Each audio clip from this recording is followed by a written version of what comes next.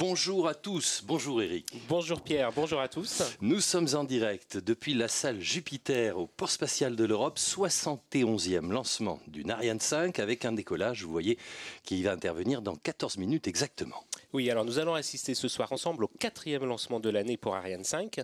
Nous rencontrerons les principaux acteurs de ce vol et nous reviendrons sur les principales étapes de la campagne. Et oui, tout ça au cours de cette vidéotransmission. Nous allons tout d'abord vous présenter le lanceur en images, un lanceur Ariane 5 qui, comme d'habitude, est composé de ses différents étages. Oui, tout à fait. Alors tout d'abord, on a les deux boosters, les EAP, étages d'accélération à poudre, qui contiennent chacun 240 tonnes de propergol solide. Ils encadrent le corps de l'étage principal cryotechnique, le PC, qui embarque dans ses réservoirs 150 tonnes d'oxygène liquide et 25 tonnes d'hydrogène liquide à moins 153 degrés centigrades. Et alors au-dessus de ces EAP et de l'EPC, on trouve l'ESCA avec son moteur, le fameux HM7B, qui fonctionne lui aussi avec des ergols cryogéniques. Et tout au-dessus, au sommet, c'est la coiffe qui abrite nos deux satellites, nos deux passagers du vol de ce soir. Oui, alors ce soir, la cellule de vol comprend les principales autorités d'Ariane Espace, Stéphane Israël, le PDG, Louis Laurent, le directeur des programmes, Patrick Loire, le directeur de l'établissement ici en Guyane, et Édouard Pérez, le directeur technique central.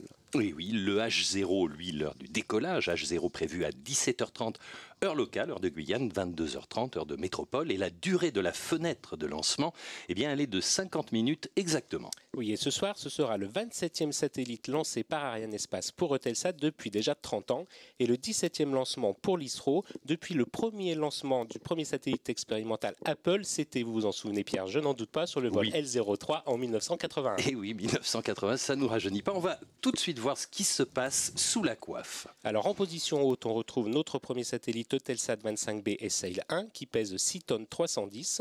Il va fournir de la vidéo, des télécommunications et des services gouvernementaux au Moyen-Orient, en Afrique du Nord et en Asie centrale. Sous le SILDA, le satellite en position basse, GSAT 7, d'une masse de 2 tonnes et 650 kg, il offrira des services de télécommunication à l'ensemble du sous-continent indien. Et ce soir, la performance demandée aux lanceurs, donc incluant les satellites mais aussi leurs adaptateurs, elle est très précisément, Pierre, de 9776,5 kg. Et oui, on est tout près des 10 tonnes. Alors, côté Eutelsat 25B SL1, on l'a vu, le chef de projet pour Ariane Espace, c'est Béatrice Romero.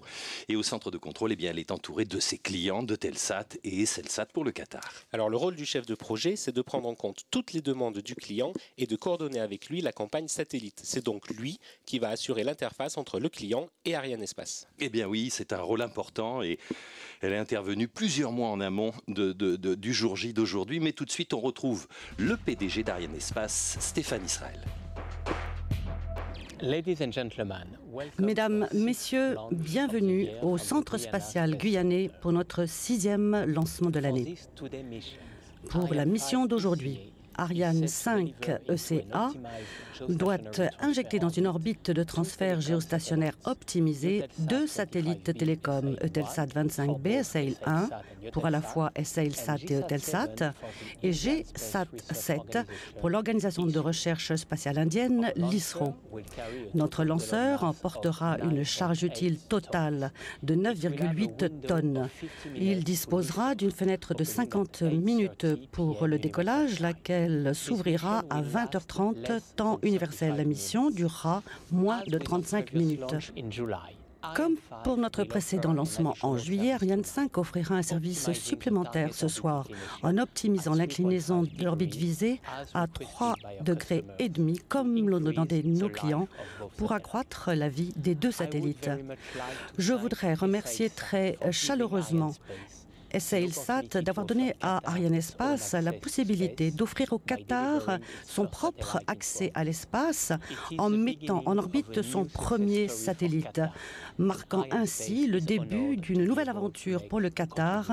Nous sommes très heureux de pouvoir apporter notre contribution à cette aventure. Par ailleurs, Eutelsat 25B SAIL 1 est un satellite dans une longue série de satellites lancés pour Eutelsat. À travers 30 ans de partenariat ininterrompu, qui a commencé avec le lancement à partir du centre spatial guyanais d'Eutelsat 1F1 en juin 1983.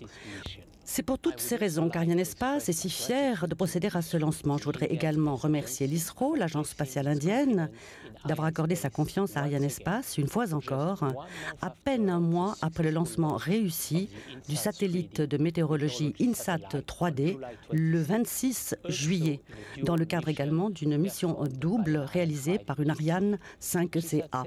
GSAT-7 est le 17e satellite à être placé en orbite par Ariane Espace pour le compte de l'ISRO. C'est un honneur pour Ariane Espace d'être responsable de ce nouveau lancement qui consacre un partenariat de 32 ans avec l'un de ses clients les plus anciens et les plus fidèles. Notre 71e Ariane 5 est maintenant prête pour le lancement. Alors, bon spectacle. Et côté GSAT-7, c'est le docteur Shiva Kumar qui est avec nous ce soir, le directeur du centre des satellites de l'ISRO. Il est à côté du directeur du service client d'Ariane Espace, Michael Kalari. On va voir ensemble un résumé qui récapitule les étapes principales de la mission, et cela en 30 secondes. Oui, tout à fait. Alors d'abord, évidemment, on commence par le H0, c'est-à-dire le décollage. Jusqu'à H0 plus 2 minutes 20, ce sont les boosters qui poussent. Voici la suite en images de synthèse. Lorsqu'ils auront épuisé leur propre ergol solide, les deux boosters seront séparés. Une fois sortie de l'atmosphère, la coiffe sera éjectée en 2 demi-coiffes. Au bout de 9 minutes environ, l'étage principal cryotechnique sera séparé à son tour, suivi de l'allumage du moteur HM7B, qui sera éteint à 25 minutes environ. Le premier satellite sera libéré au bout de 3 minutes de phase balistique. Ce sera ensuite au tour du SILDA, le système de lancement double Ariane, qui protégeait le second passager.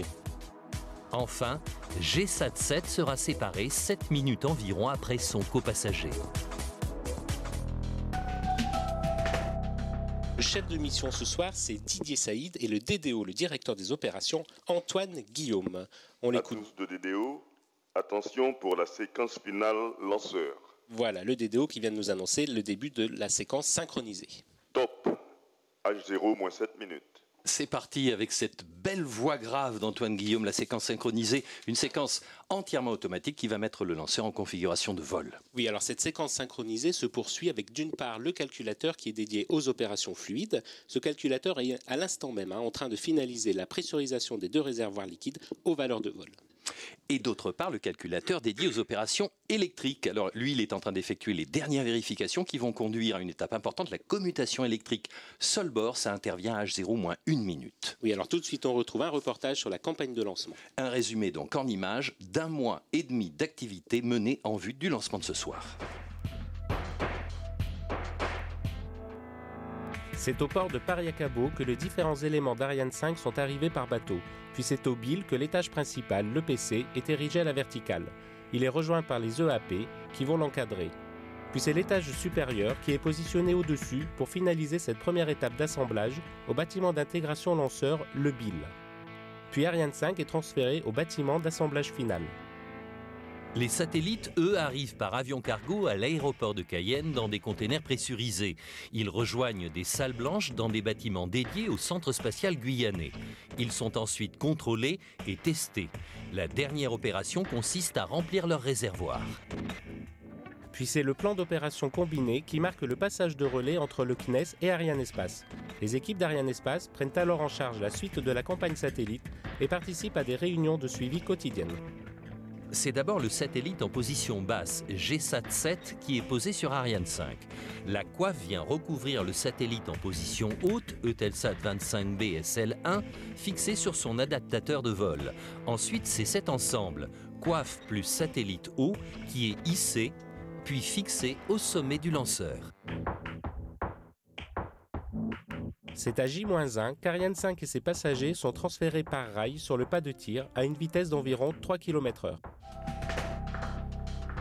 Le directeur de la mission Eutelsat 25B et SL1, eh bien c'est Raphaël Mussalian, et ses équipes sont en liaison constante avec leur satellite pour vérifier son état de santé, son bon fonctionnement, et cela jusqu'au décollage. Oui, et tout cela peut se faire grâce à des liaisons ombilicales entre la coiffe et la tour CAS. Alors la tour CAS, c'est cette énorme structure métallique que l'on voit juste à côté d'Ariane 5. Oui, tout à fait. C'est cette structure qui permet d'effectuer les remplissages en ergol cryogénique des deux étages du lanceur, et c'est aussi grâce à elle qu'on peut contrôler tout ce qui se passe sous la coiffe. Sous la coiffe, eh bien, les satellites ils sont dans une atmosphère tout à fait contrôlée. Température, humidité, ventilation, tout est fait pour prendre soin d'eux. On les chouchoute et on préserve toute leur capacité. Et du côté de nos clients indiens, Pierre, c'est la même chose. Ils sont en liaison étroite et observent jusqu'au dernier moment leurs satellites. Le directeur de la mission, c'est Shivana Govindappa.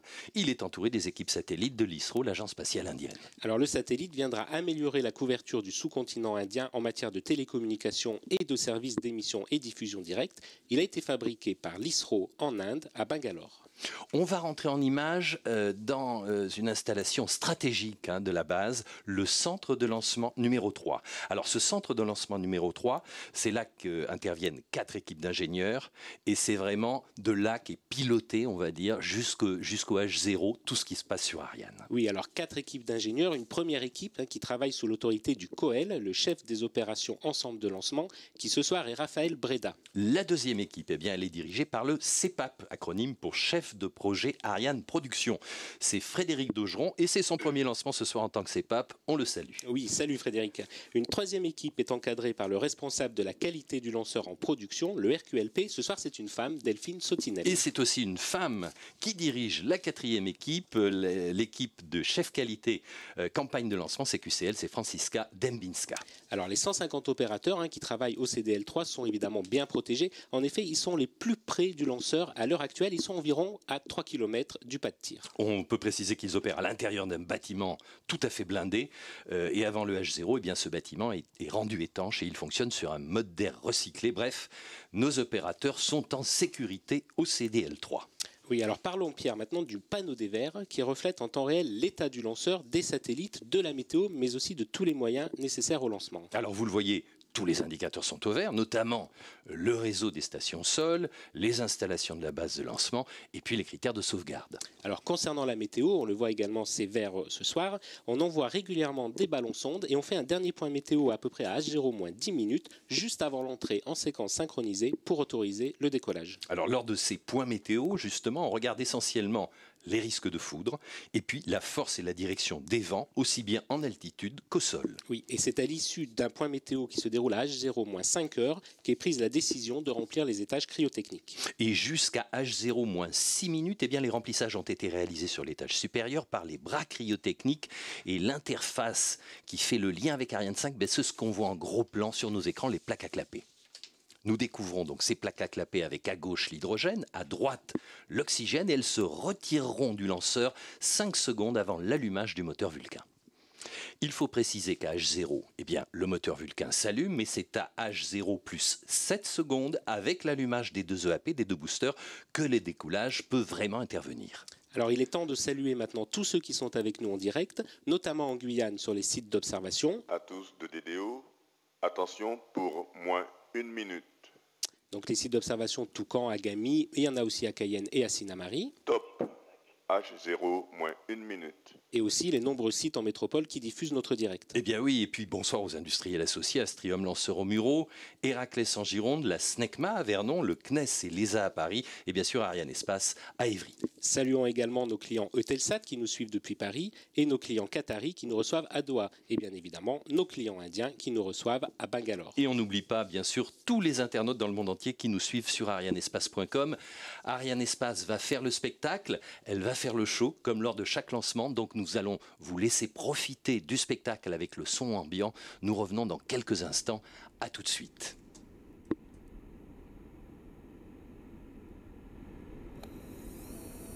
À tous de DDO, attention pour le décompte final.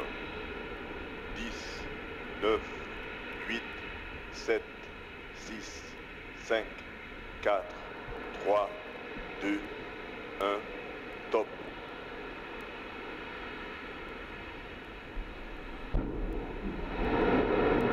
Allumage Vulcain. Allumage EAP, décollage.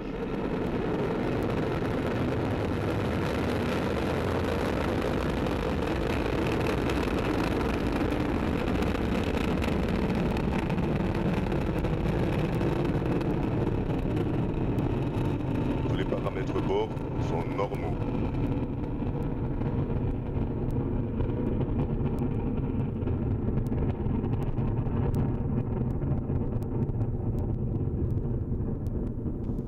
trajectoire est nominale.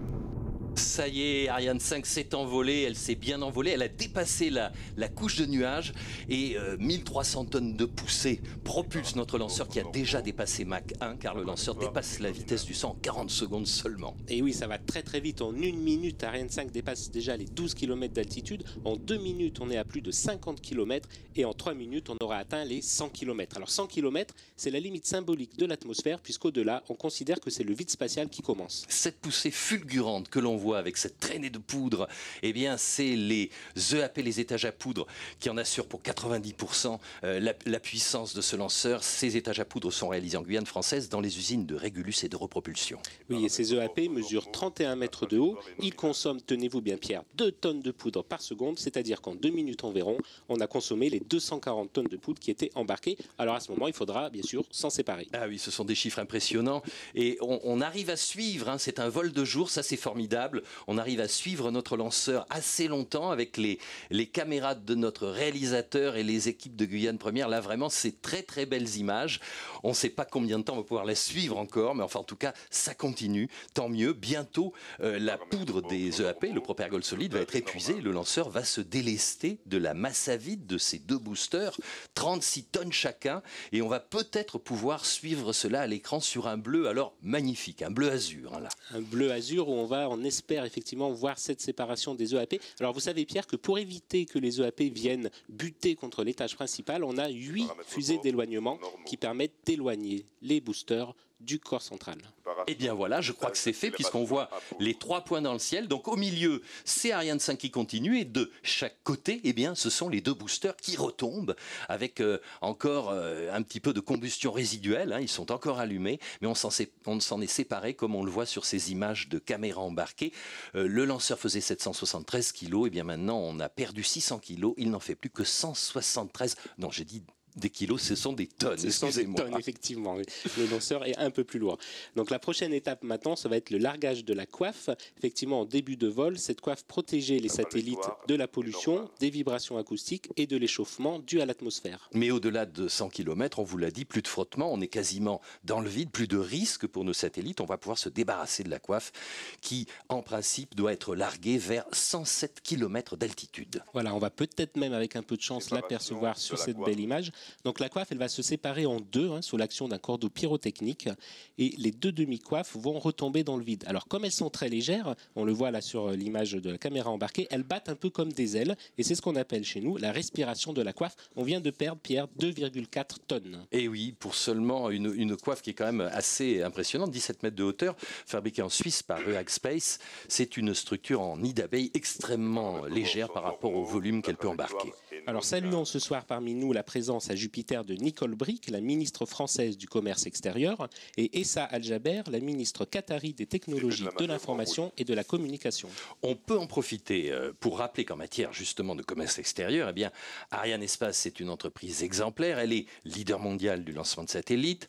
Elle intervient sur les 5 continents et elle réalise pratiquement 90% de son chiffre d'affaires justement à l'export. Oui, et l'Europe, avec l'Agence spatiale européenne, est devenue le premier client d'Ariane Espace avec des programmes emblématiques. Alors citons par exemple le fameux programme Galileo. Ben oui, Galileo. Aujourd'hui, le carnet de commandes d'Ariane Espace compte 33 satellites à lancer, ce qui assure plus de 3 ans d'activité. Voilà, alors vous voyez donc sous la courbe que l'on est déjà à 145 km d'altitude. Il reste à peu près 5 minutes environ de propulsion pour l'étage principal cryotechnique. Et son moteur, eh bien, c'est le fameux Vulcain 2, fabriqué à Vernon, en Normandie. Il pèse tout de même 2 tonnes 100 pour une hauteur de moins de 4 mètres. Oui, alors ce moteur, c'est le fruit d'une véritable coopération européenne. La tuyère, elle est fabriquée en Suède. La chambre de combustion vient d'Allemagne. Et savez-vous d'où vient la turbopompe oxygène liquide, Pierre? Dites-le moi. Elle vient d'Italie. Et voilà, ça c'est l'Europe. La turbopompe hydrogène, vous savez qu'elle tourne à la vitesse hallucinante de 35 800 tours par minute. Mais tout de suite, les news d'Ariane Espace. C'est le 25 juillet qu'Ariane 5 a placé avec succès sur orbite 2 nouveaux satellites.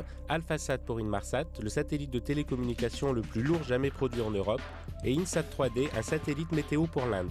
C'était le 5e lancement de l'année pour Ariane Espace et la 3e mission d'Ariane 5 en 2013. Le 6e lancement Soyouz est prévu pour le 30 septembre prochain. Il doit mettre en orbite les 4 nouveaux satellites de la constellation O3b. Les 4 premiers ont été lancés sur Soyouz depuis la Guyane le 25 juin dernier. C'est à l'automne que le 7e lancement Soyouz doit lancer Gaïa, qui doit cartographier les étoiles de notre galaxie, la Voie lactée.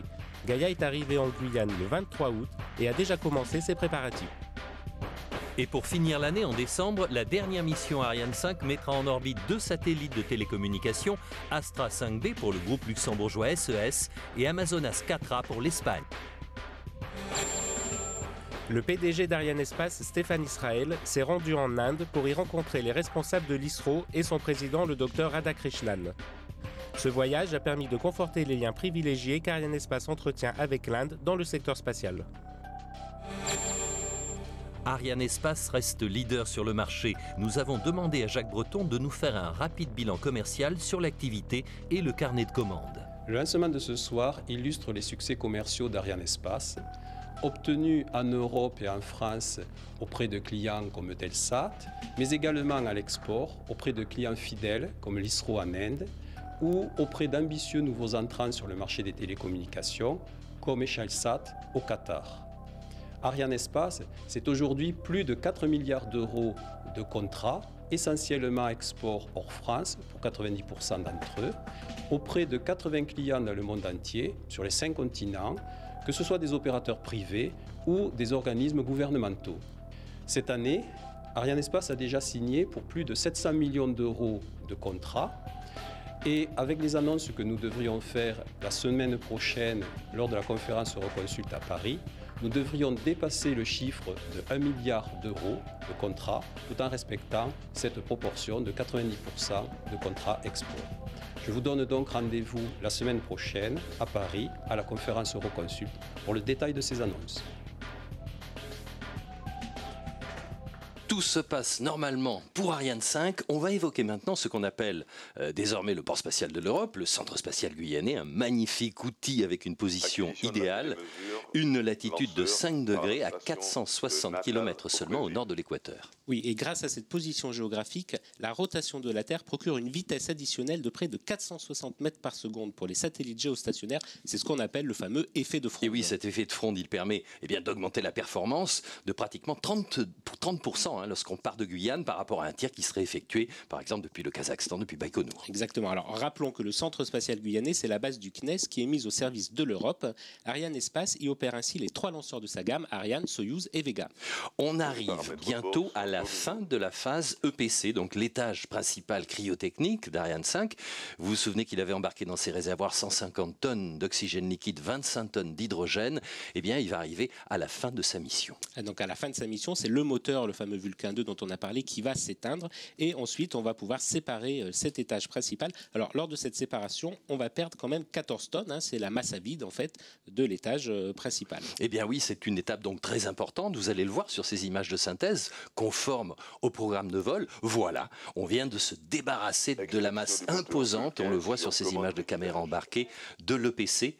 Et tout de suite, eh bien, c'est le moteur HM7B qui va se mettre à pousser. Alors, masse restante du lanceur avec ses passagers, environ 25 tonnes. 25 tonnes, ça correspond à l'étage supérieur, la case à équipement, le SILDA et nos 2 satellites embarqués. Oui, alors souvenez-vous, on est parti avec 773 tonnes tout à l'heure, on n'est plus qu'à 25 tonnes maintenant, c'est-à-dire qu'on n'a plus que 3% finalement de la masse initiale. Et oui, et le moteur HM7B de l'étage supérieur, vous le voyez fonctionner sous vos yeux et sous vos écrans. Il va fonctionner pendant 16 minutes pour atteindre l'orbite de transfert géostationnaire. Alors, on salue l'ambassadeur du Qatar en France, Mohamed Jeham Al-Kouari. Eh bien oui, il est parmi nous à Jupiter et on retrouve tout de suite Béatrice Romero, la chef de projet Ariane Espace, et Arlène Cassigian, le chef de projet côté Eutelsat.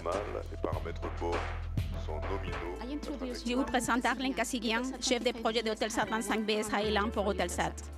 Et nous voudrions apprendre des détails sur ces satellites et sur les partenariats entre Eutelsat et le nouveau opérateur qatari Israelsat. Good afternoon, Arlène. Good afternoon, Beatrice. Pourriez-vous nous indiquer quand et pourquoi les partenariats avec Israelsat est né? Le partenariat entre Israelsat et Eutelsat Communications a démarré il y a 3 ans avec la décision par nos 2 entreprises d'investir et d'exploiter conjointement un satellite en bande KU et KA à la position 25,5 degrés est. Et quelle est la principale mission et les marchés visés par Israelsat et Eutelsat pour ces satellites? En plus d'assurer la continuité des activités existantes de Telsat à 25,5 degrés Est, ce satellite dote nos deux entreprises d'une couverture étendue et de forte puissance sur le Moyen-Orient, l'Afrique du Nord et l'Asie centrale.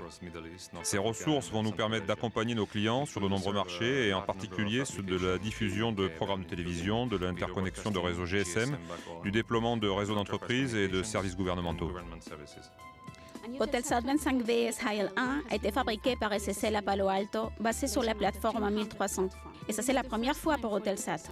Que pouvez-vous nous dire sur l'expérience avec ces nouveaux partenaires industriels d'Eutelsat? Ce programme a été une expérience très stimulante pour Eutelsat et ce pour plusieurs raisons. Comme vous l'avez dit, cela constitue notre première expérience avec la technologie des satellites SSL. De plus, le satellite présente quelques développements techniques importants, l'un d'entre eux étant cette phase terre comportant 4 antennes orientables. Donc dans un contexte avec un nouveau fournisseur en Californie ainsi que le partenariat avec nos collègues qataris, on peut dire que cela a été une expérience extrêmement enrichissante pour toutes les équipes concernées. 3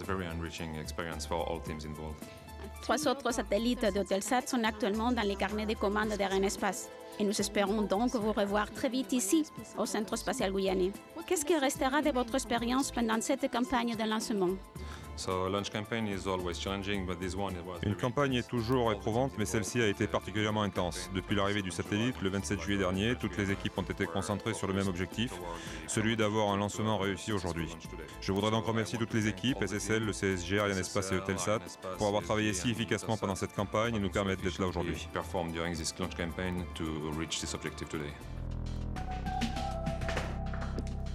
Alors, il faut savoir qu'Arianespace et Eutelsat ont développé une coopération fructueuse ininterrompue depuis déjà 30 ans et les 2 tiers de la flotte d'Eutelsat ont été mis en orbite par des lanceurs Ariane. Et oui, Eutelsat, c'est un géant des télécommunications et c'est le 3e opérateur mondial qui exploite une flotte de 30 satellites couvrant 150 pays d'Europe, d'Afrique, d'Amérique et d'Asie-Pacifique. Alors, parmi nous à Jupiter, le PDG d'Eutelsat, Ali Ahmed Al-Kouari, et le PDG d'Eutelsat, Michel Derozen, que l'on va retrouver dans un sujet qui nous présente son satellite Eutelsat 25B SHL-1. On les retrouve tout de suite.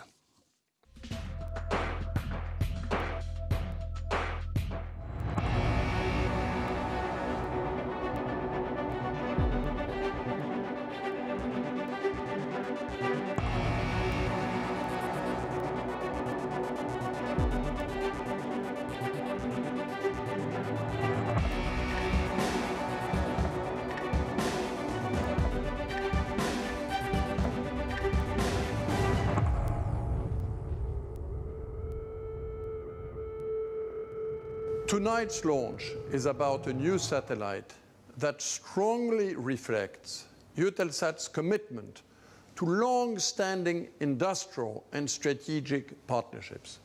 It is our 27th launch with Arianespace that has delivered Eutelsat with reliability and flexibility since our inaugural launch 30 years ago.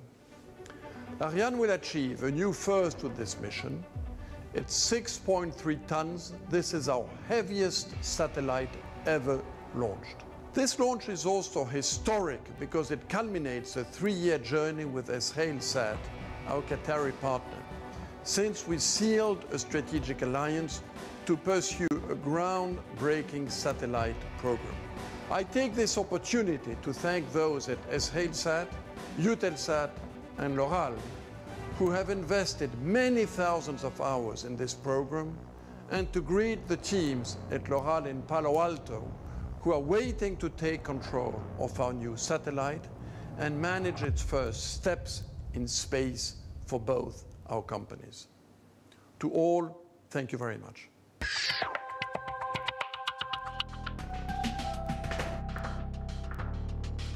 Alors, on l'a appris et ça a été confirmé, acquisition par la station d'Ascension, un petit caillou au milieu de l'Atlantique, de notre Ariane 5 qui continue sa route normalement. Vous voyez que la vitesse est déjà de plus de 7,8 km/s. Alors, le satellite Eutelsat 25B SHL-1, c'est un programme mené par Eutelsat et SHL-SAT pour opérer conjointement un satellite à 25,5 degrés Est. C'est le premier satellite pour le Qatar. On va retrouver tout de suite justement le PDG d'SHL-SAT, Ali Al-Kouari, et la ministre qatari des technologies de l'information et de la communication.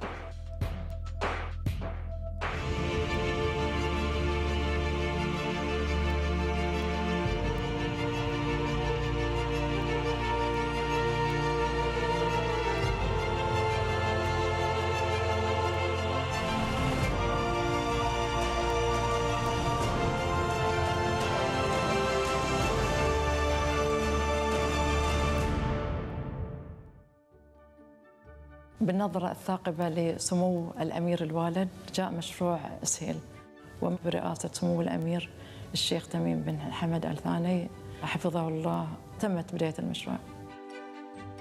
سهيل سوف يساعد قطر على البث التلفزيوني والاتصالات الفضائية باستقلالية وبنوعية مميزة وبتغطية جغرافية واسعة. سهيل سوف يدعم رؤية قطر 2030.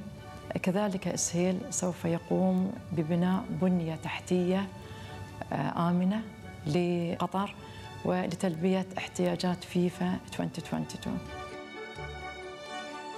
القمر الصناعي سهيل واحد كما هو معروف هو أول قمر صناعي لدولة قطر. تم بناء هذا القمر الصناعي إلى أحدث التكنولوجيا المتوفرة في قطاع الأقمار الصناعية، يعمل على زيادة القدرة على عدم الاختراق أو عدم التشويش، يساعد المشغلين القطريين أو المشغلين المحليين والمشغلين في منطقة الشرق الأوسط وشمال أفريقيا على تحقيق مبدأ الاستقلالية وتوفير خدمة نظيفة ومستمرة وبدون انقطاع. يساعد القمر سهيل واحد على توفير ساعات قمرية إضافية محتاج لها السوق حاليا في هذه المنطقة. ونهدف كذلك السعي إلى سهيل 2 وسهيل 3 وسهيل 4، ليس فقط سهيل واحد. سهيل تطور مذهل لقطرنا الحبيبة التي تستحق دائما منا الأفضل.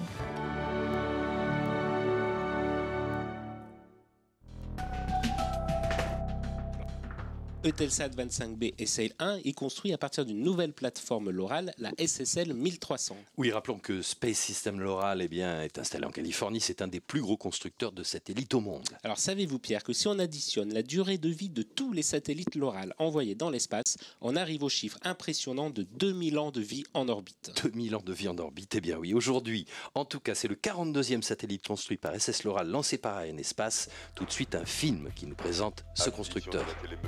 Lanceur par la station Iwami.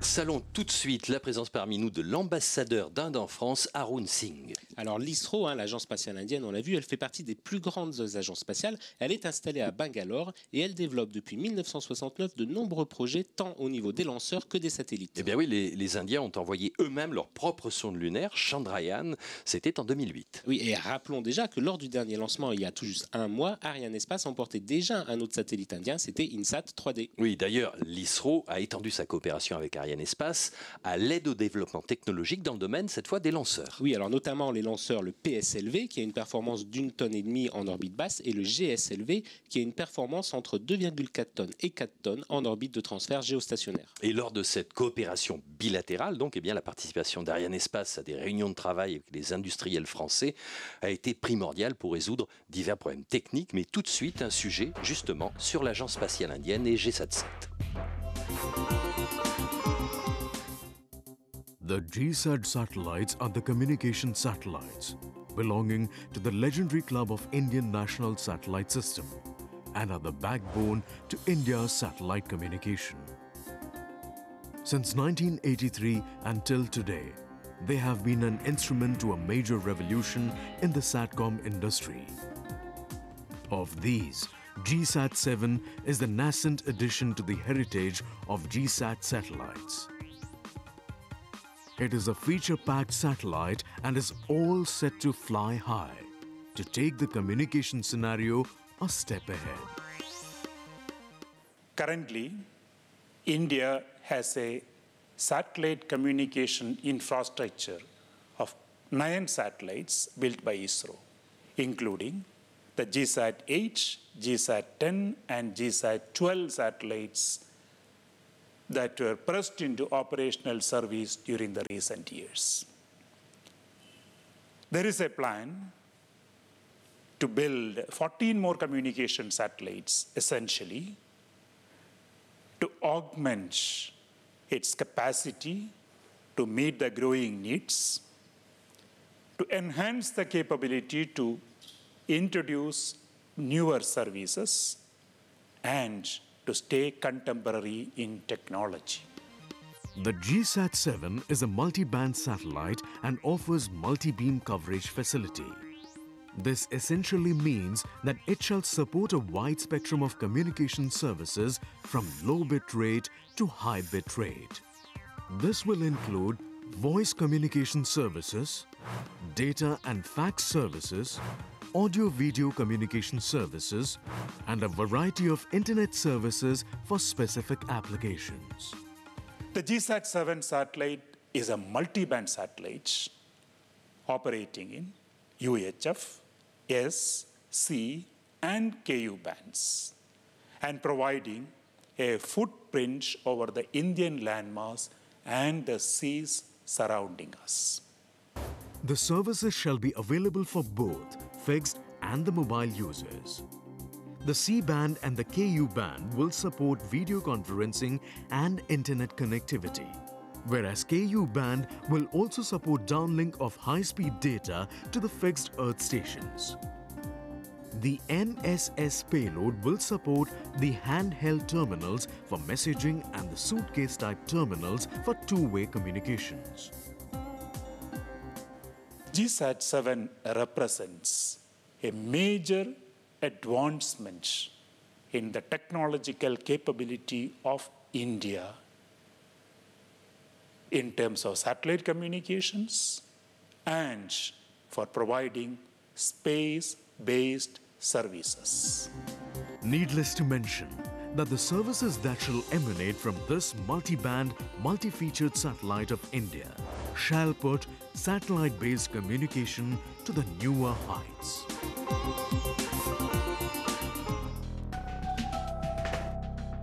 Eh bien, pendant que nous regardions ce film, quelles belles images avec la courbure de la Terre. Eh bien, c'était l'acquisition par la station de Malindi au Kenya de notre lanceur Ariane 5, qui est déjà à plus de 9 km par seconde. Alors, l'étage supérieur cryotechnique va bientôt arriver à la fin de sa mission. Il va bientôt éteindre son moteur et la phase propulsée de la mission sera donc terminée. Eh bien, cela voudra dire qu'on a atteint l'orbite de transfert géostationnaire et à partir du moment où le moteur HM7B va s'arrêter, eh bien, c'est la phase balistique, une phase non propulsée qui va pouvoir commencer. C'est le début de ce qu'on appelle souvent le balai de l'espace.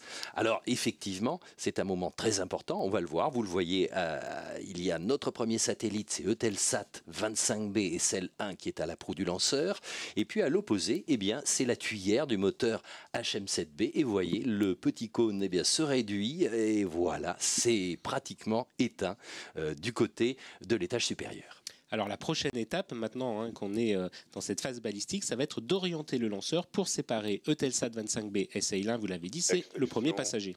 Les satellites sont encore accrochés au lanceur, un lanceur qui est plus composé que de l'étage supérieur, la case à équipement, et puis sur le périmètre extérieur du lanceur, il y a le SCAR, on y reviendra, c'est le système de contrôle d'attitude et de roulis. On peut dire tout de suite qu'effectivement c'est une phase très importante, on a le sourire de Béatrice Romero au passage, et tout de suite on va voir un film sur les 30 ans de Telsat.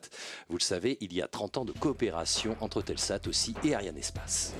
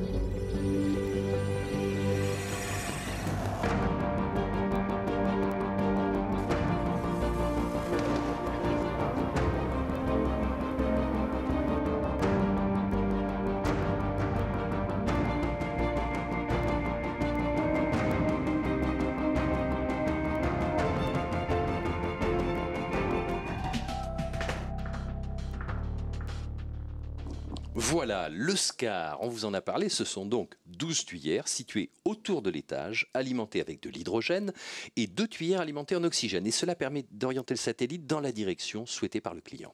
Oui, alors on le voit sur les images de synthèse, ces petits flashs que l'on aperçoit, ce sont en fait des jets intermittents provoqués par ces tuyères. Ce sont ces tuyères, ces impulsions-là qui vont donner les impulsions justement donc nécessaires pour réaliser les manœuvres d'orientation. Et il va y en avoir des manœuvres d'orientation à l'heure actuelle. Donc le satellite est posé sur son adaptateur, maintenu par une sangle.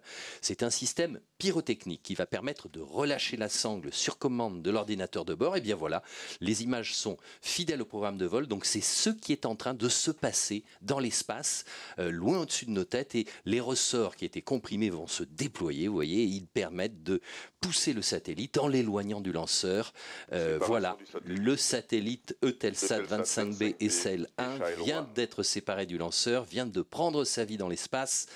Il va renforcer la couverture de Telsat 25C. Bien évidemment, on l'a vu, nos clients sont ravis. La vie en orbite de leur satellite vient de commencer.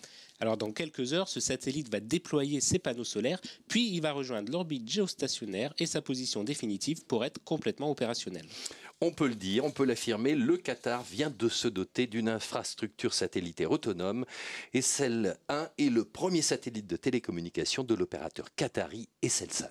Oui, et ce satellite va desservir le Moyen-Orient, l'Afrique du Nord et l'Asie centrale pour répondre aux besoins des chaînes de télévision par satellite. Alors notamment, vous le savez, en vue de la diffusion de la Coupe du Monde de football de 2022.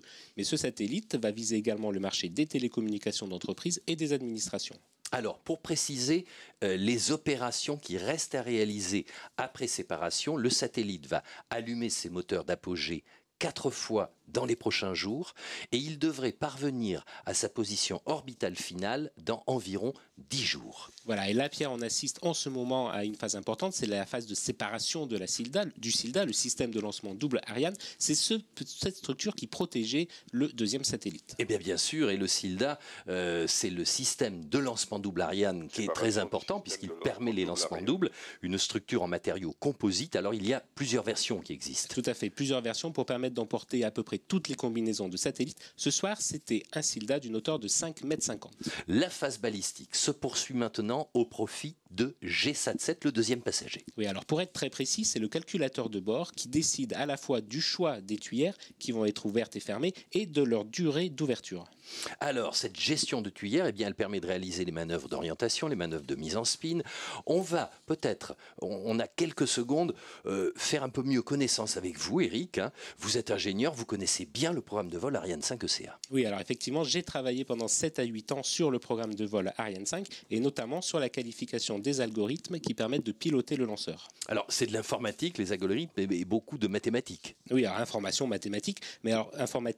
mathématiques, mais c'est le but là, c'est quand même de partir de Guyane et d'arriver à un point très précis dans l'espace. Alors avant le lancement, la trajectoire a déjà été optimisée et les algorithmes vont permettre au lanceur justement d'orienter les tuyères pour suivre au mieux cette trajectoire. Bien sûr en tenant compte des perturbations extérieures, alors par exemple le vent, vous en avez parlé tout à l'heure, qui pourrait dévier légèrement le lanceur. Alors, pour revenir, merci pour ces explications. En tout cas, on peut tout de suite préciser où se trouve l'ordinateur de bord qui embarque justement le programme de vol. Oui, alors il se trouve dans la case à équipement juste au-dessus de l'ESCA. Tout de suite, un film sur l'agence spatiale indienne.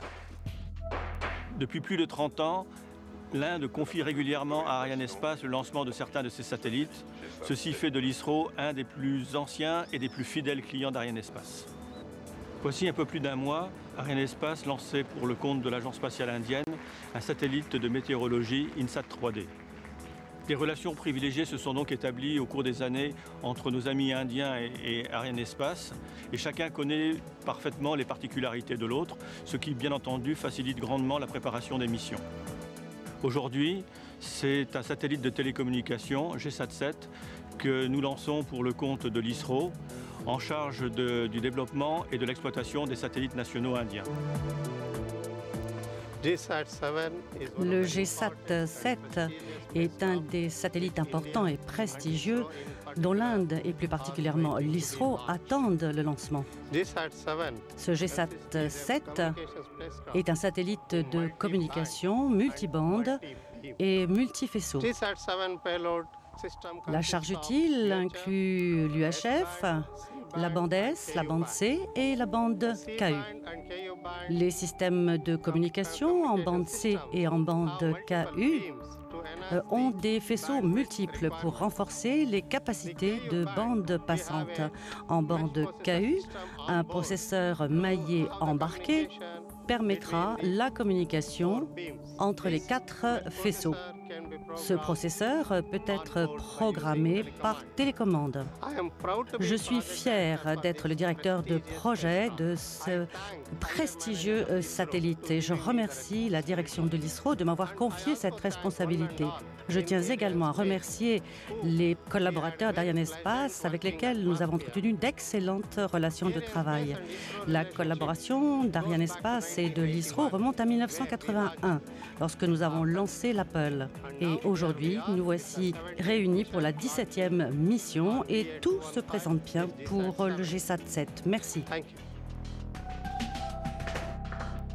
Sachez d'ailleurs que GSAT-7 est déjà sous surveillance de la station d'Hassan en Inde, au nord-ouest de Bangalore. Alors, pour anticiper sur ce qui va se passer dans quelques instants, on peut peut-être vous donner quelques indications sur les opérations satellites qui vont avoir lieu après la libération de GSAT-7. Alors, très rapidement, ce sera 20 secondes seulement après la séparation, eh bien, le satellite va déployer ses panneaux solaires pour pouvoir recharger ses batteries. Oui, et à partir de demain, il y aura 3 mises à feu du moteur d'apogée pour rejoindre sa position orbitale définitive. D'ailleurs, il devrait rentrer en activité d'ici une quinzaine de jours environ.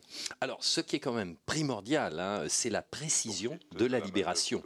Plus le point d'injection, le point de libération, en langage technique est précis, plus le satellite finalement rejoindra facilement sa position orbitale finale. Oui, en effet. Et donc, du coup, il n'aura pas à consommer ses propres ergols pour compenser un écart de position et cela va lui permettre de prolonger sa durée de vie. Eh bien oui, c'est un des véritables atouts d'Ariane 5 qui est réputé pour la précision avec laquelle elle libère ses passagers dans l'espace. GSAT-7, on peut le dire, va être séparé lors de la 12e manœuvre balistique du balai de l'espace. Cette phase balistique comporte en tout, d'ailleurs, 21 manœuvres. Oui, alors effectivement, et ces manœuvres durent chacune entre une demi-seconde et plusieurs minutes. Alors, pour entrer dans le détail, en attendant peut-être la séparation, on peut préciser que cet algorithme qui contrôle les tuyères fonctionne à une cadence de 576 millisecondes. Cela veut dire qu'il calcule les durées d'ouverture des tuyères toutes les 576 millisecondes. Toutes les demi-secondes, on peut dire. Exactement, voilà. C'est ça, ça va très très vite. Donc on attend, comme vous, la séparation de GSAT-7. Et voilà, c'est fait. Michael Calary se lève. Eh ben oui, accolade avec son client. Béatrice Romero, c'est pareil. Du côté des VIP aussi, c'est les sourires. Harlem Kassagian se lève. Eh bien, forcément, au CDC, on est heureux. Et puis, on va faire des photos. On va pousser un ouf de soulagement, car c'est toujours l'attention pour des gens qui ont travaillé souvent plusieurs années sur des satellites.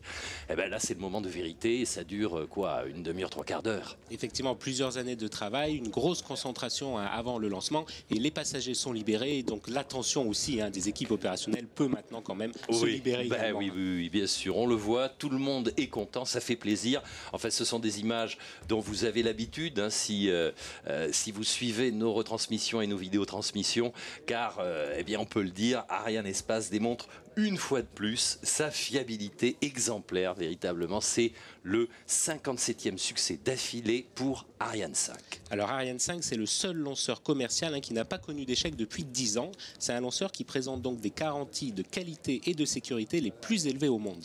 On peut rappeler que depuis sa création, eh bien, 83 clients ont fait confiance à Arianespace, numéro 1 mondial des services de lancement de satellites. Et Arianespace, eh bien, a lancé pratiquement, non, c'est plus d'ailleurs, davantage, plus de la moitié des satellites commerciaux actuellement en service dans le monde. Oui, et là, en donnant quelques chiffres, ça représente 214 lanceurs Ariane 5, 5 lanceurs Soyouz et 2 lanceurs Vega. Merci donc à tous les opérateurs qui ont participé à ce succès, qui ont pu rendre ce succès possible.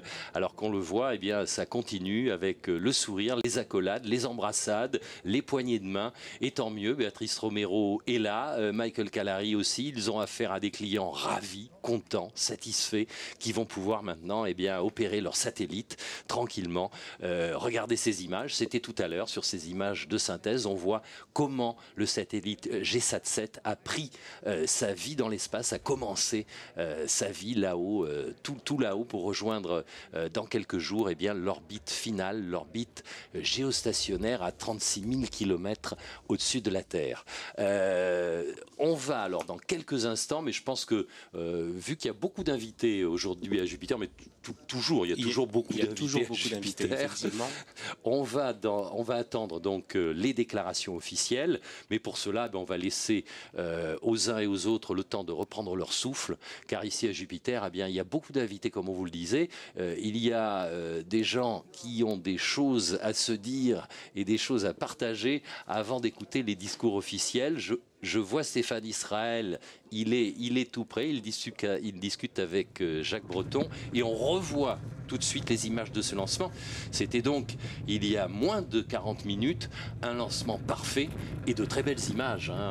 Vraiment, Eric, on a vu de belles images. On avait un fond bleu du ciel, bleu vraiment, tout bleu, bleu azur, et on a pu suivre la séparation des deux boosters.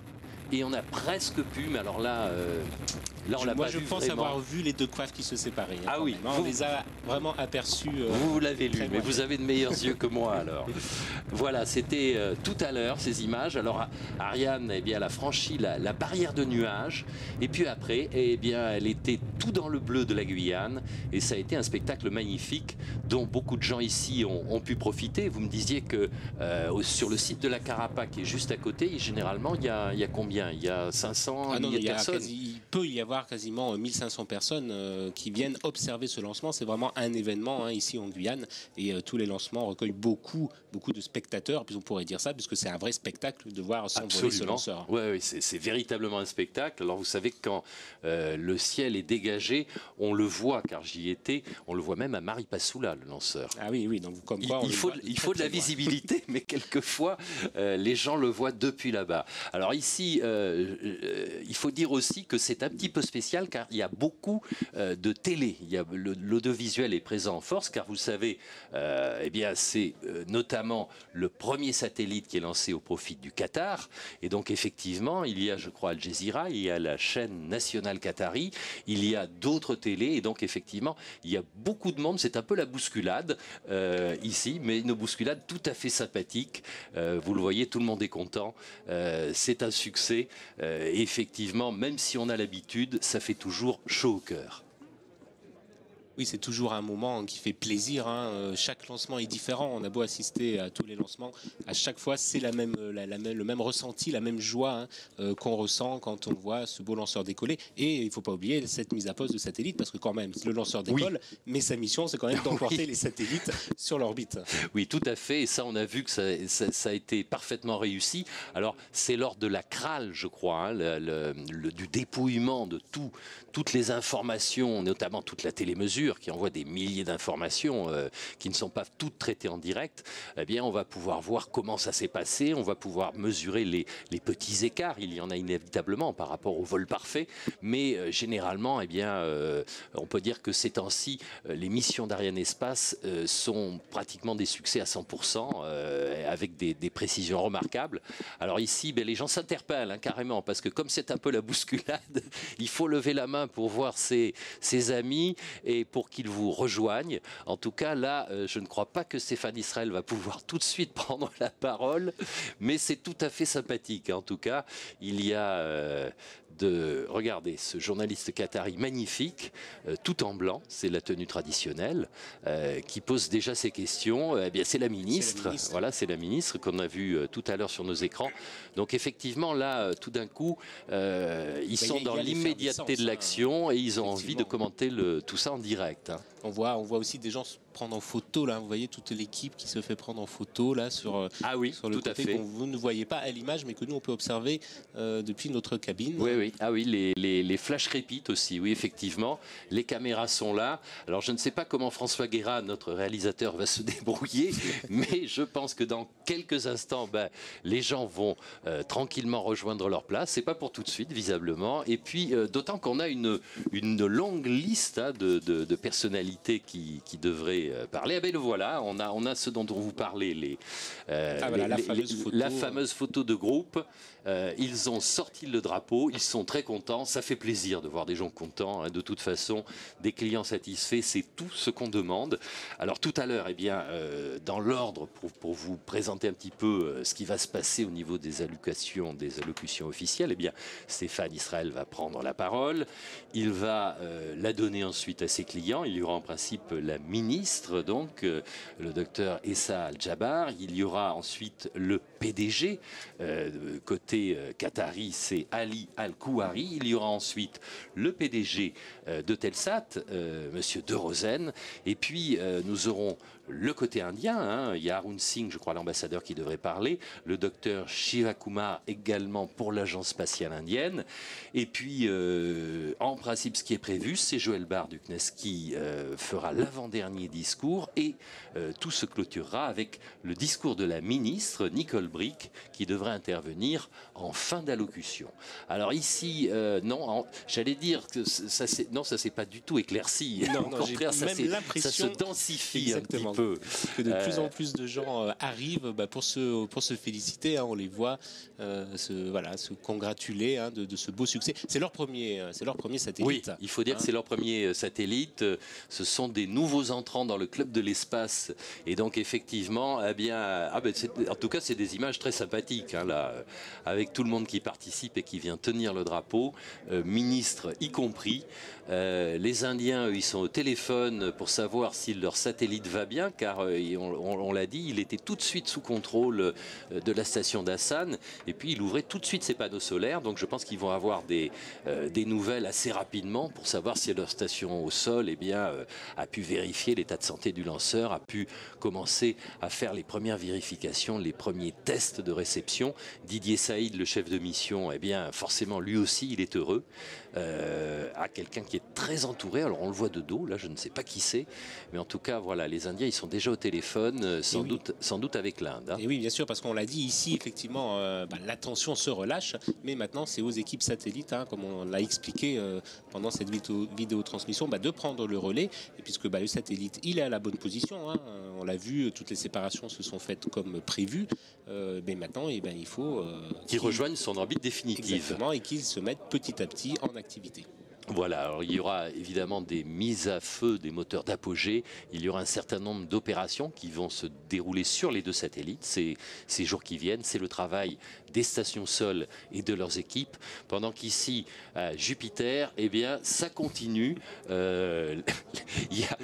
le monde fait des photos visiblement, ils n'ont pas l'air de vouloir s'arrêter, c'est pas gênant, on va prendre un peu plus de temps. En tout cas, c'était un vol en plus relativement tôt, ce qui nous a permis d'avoir de très très belles images avec ce ciel finalement relativement dégagé, et ici on va attendre tranquillement que tout ça se tasse et qu'on puisse démarrer les allocutions officielles.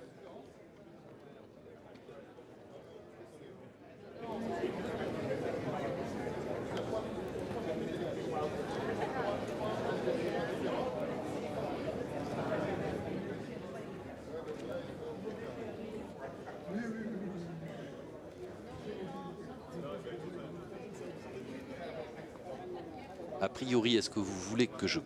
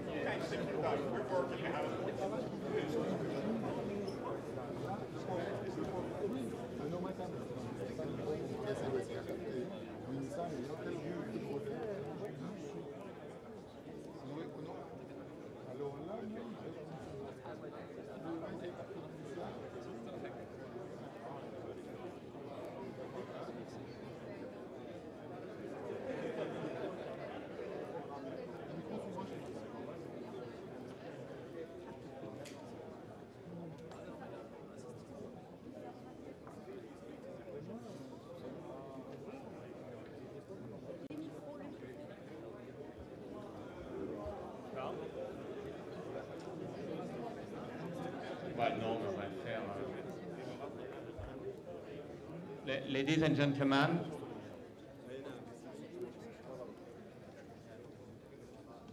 Mesdames, Messieurs,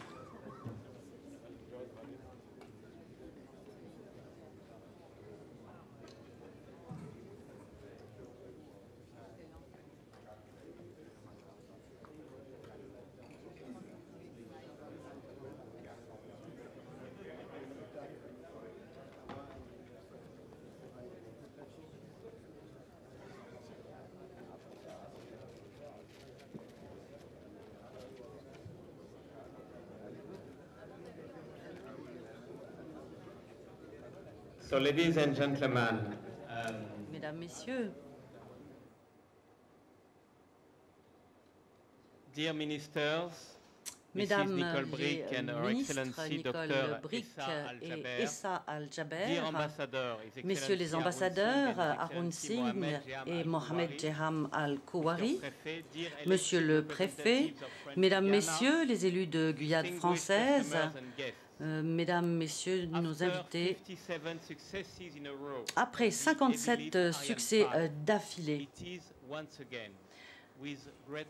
de lancement du lanceur lourd Ariane 5. C'est encore une fois avec un très grand plaisir et beaucoup de fierté qu'Ariane Espace annonce le succès de la mise en orbite des satellites de nos clients.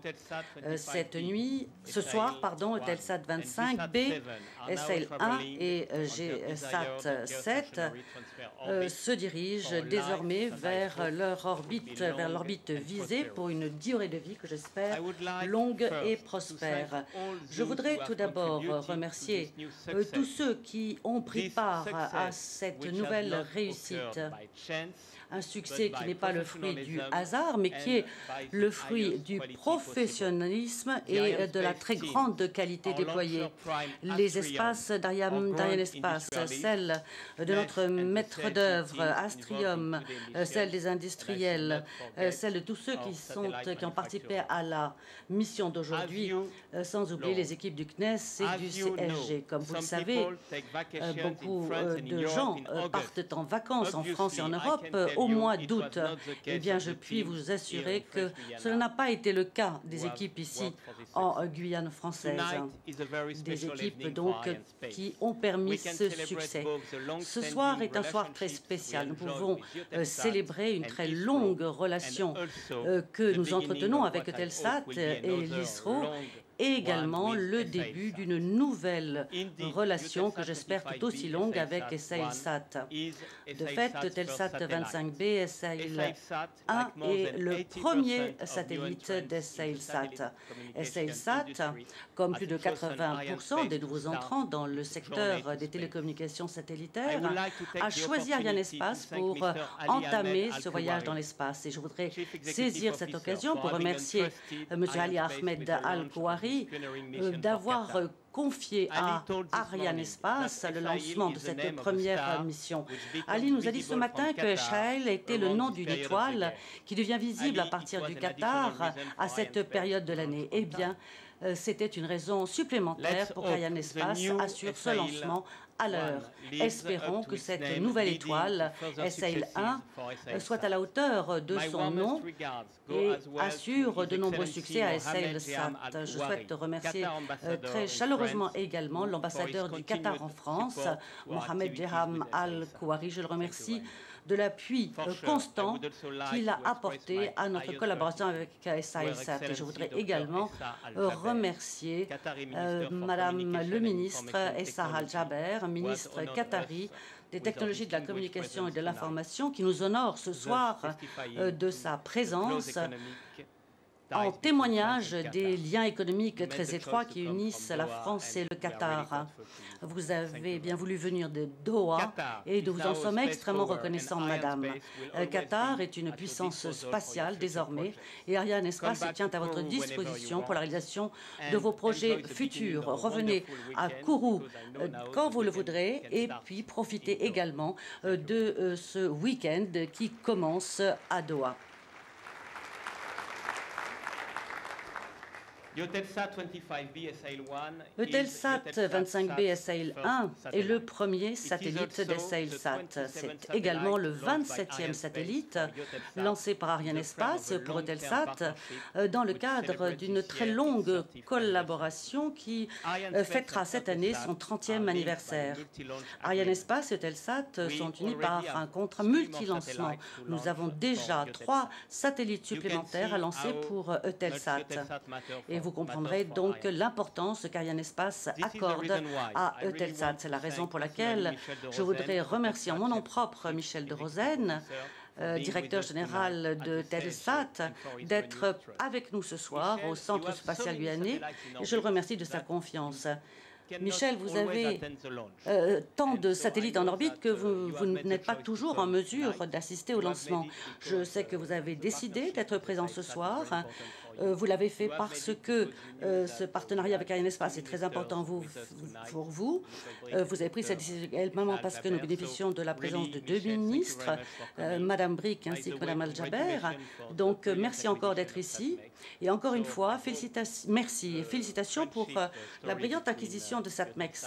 J'espère que la longue amitié qui unit Eutelsat et Arianespace deviendra tout à fait pérenne. Alors, je voudrais également remercier et vous parler de Space System Loral, le constructeur du satellite Eutelsat 25BSL, avec lesquels nous avons réalisé 42 missions depuis octobre 1983. Et je tiens à remercier en mon nom propre M. David Bernstein, qui est ici avec nous également ce soir. Nous nous étions rencontrés à Palo Alto cet été. J'avais eu la possibilité de voir le satellite. Et encore une fois, merci, monsieur, d'être parmi nous ce soir. Des partenariats de longue date. En fait, je ne vois pas de meilleur moyen de parler maintenant de nos amis de l'Organisation de recherche spatiale indienne, l'ISRO. GSAT-7 est de fait le 17e satellite lancé par Arianespace pour le compte de l'ISRO. Et cette très longue coopération remonte au tout début de l'aventure d'Ariane avec le lancement d'Apple en juin 1981. Lors du vol de la 3e Ariane 1. Ce nouveau succès intervient un mois à peine après notre dernière mission Ariane 5 pour l'ISRO, c'est-à-dire en juillet 26. Et nous avons eu beaucoup de plaisir à travailler cet été avec les équipes de l'ISRO et j'aimerais dire toute ma gratitude à M. Radhakrishnan, président de l'ISRO, qui nous suit de Bangalore. Je le remercie de sa confiance sans cesse renouvelée. Et je remercie également M. Shiva Kumar, directeur du centre satellitaire de l'ISRO, l'ISAC, d'être présent parmi nous. Et je saisis cette occasion également pour remercier l'ambassadeur de l'Inde en France, M. Arun Singh, qui nous honore ce soir de sa présence au centre de contrôle Jupiter. Je le remercie du rôle très actif qu'il joue pour appuyer la coopération franco-indienne dans le secteur de l'espace. Vous savez sans doute que le président de la République française, M. Hollande, a eu l'occasion cette année de se rendre à la fois au Qatar et en Inde. Encore une fois, nous remercions beaucoup l'ISRO de cette très longue collaboration. Et avant de conclure, je dirais que c'est un très grand honneur pour Arianespace d'accueillir au CSG Madame Nicole Brick, ministre du Commerce extérieur. Madame le ministre, je suis convaincue que le lancement de ce soir vous a donné un excellent aperçu des activités internationales d'Arianespace et de sa collaboration avec des opérateurs du Qatar, de d'Europe et d'Inde. De fait, 90% de notre chiffre d'affaires annuel est réalisé à l'export et plus des 2/3 de nos clients sont implantés en dehors de l'Europe. Arianespace est fier d'être une des entreprises qui contribue à l'amélioration de la balance commerciale française. Nous bénéficions du soutien constant de la ministre des Universités et de la Recherche, Mme Geneviève Fioraso, et nous sommes également très reconnaissants à Mme Nicole Bricq, ministre du Commerce extérieur, de son appui. Grâce à la COFAS, il a toujours été possible de proposer à nos clients les meilleures solutions de financement existantes. Et je voudrais maintenant donner la parole à Mme Essa Al-Jaber. Mais avant cela, je voudrais adresser mes salutations à tous les élus de Guyane française qui ont assisté à ce lancement. Et cela, car sans leur soutien, cette aventure ne serait pas possible et ne pourrait bénéficier au développement de l'économie locale. Merci pour votre attention. Bravo à toutes les personnes et toutes les équipes impliquées dans le succès de ce soir. Encore une fois, Arianespace et ses partenaires dans le monde entier ont su marquer leur différence. Merci.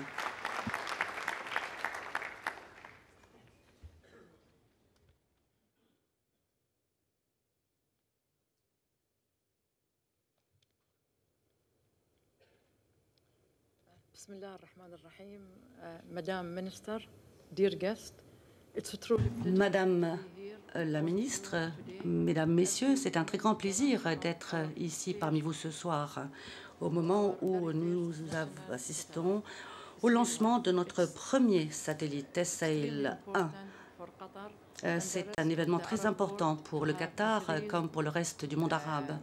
Il est très important, en effet, de pouvoir renforcer nos capacités de diffusion et notre connectivité. Et tout cela n'aurait pas été possible sans une claire vision. L'émir de l'État du Qatar nous a aidés.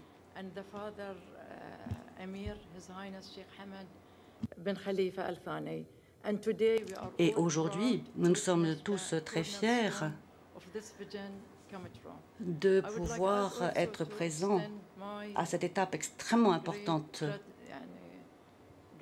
de notre vie. Et je voudrais exprimer toute ma gratitude à toutes les personnes présentes ici aujourd'hui qui ont contribué à ce succès. Cela n'aurait pas été possible, en effet, sans Telsat. Michel, vous nous avez consacré beaucoup de temps. Nous avons eu de très nombreuses discussions. Nous n'étions pas toujours d'accord, mais nous voyons aujourd'hui le résultat. Je remercie Ariane Espace. Nous nous sommes interrogés, nous nous sommes demandé si nous allions nous adresser à vous ou à d'autres concurrents.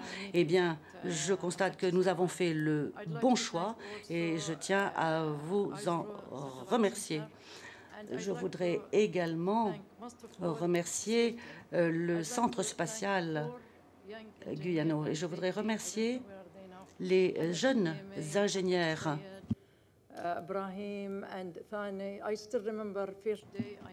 Je me souviens de les avoir rencontrés il y a de cela plus de 2 ans. Je les ai rencontrés alors qu'ils venaient de rejoindre SailSat et en les revoyant aujourd'hui, je peux vous dire que j'étais très fière de ce qu'ils ont réalisé. Et je pense que rien n'aurait été possible sans les efforts de notre PDG que je remercie vraiment très profondément. Sans le soutien de toutes les personnes que j'ai mentionnées, sans l'appui technique également de Jack, vous avez parfois été dur avec nous, mais cela valait la peine. Et sans votre aide, nous ne pourrions pas en être où nous en sommes. Encore une fois, je vous l'ai dit, notre vision est d'élargir et de renforcer nos capacités ainsi que la qualité de radiodiffusion. Nous souhaitons proposer plus de chaînes de télévision. Nous voulons également que le Qatar puisse répondre à tous les besoins en matière de technologies de communication plus sophistiquées. Le lancement d'un satellite n'est évidemment pas une entreprise aisée. J'ai pu le constater aujourd'hui. Je pensais que c'était une entreprise relativement simple. Or, aujourd'hui, j'ai pris conscience de la complexité des opérations et du processus. Et je suis très heureuse que ce projet soit devenu réalité aujourd'hui.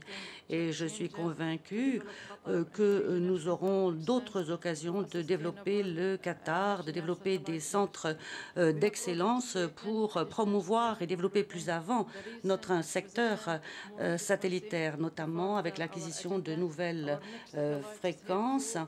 Notre prochain satellite, SL3, sera entièrement contrôlé par le Qatar et je me réjouis par avance de pouvoir examiner